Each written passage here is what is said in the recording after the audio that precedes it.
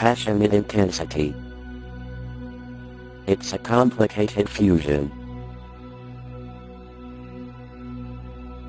We are catapulted towards death. The mystique I adore is the beating heart of those who share my life. This is their legacy, in obscene glances, laced in silver.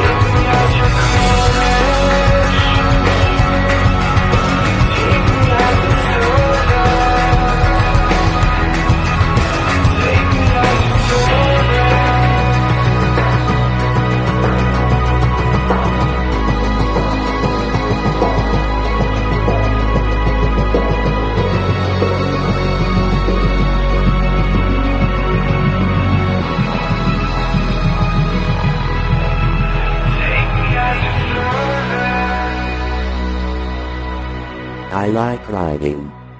I do this to amuse myself. It's my life and I only get one go round. This was the result. Like life, it's tentative, fragile and halting. And these are the memories, gorgeous. And welcome home.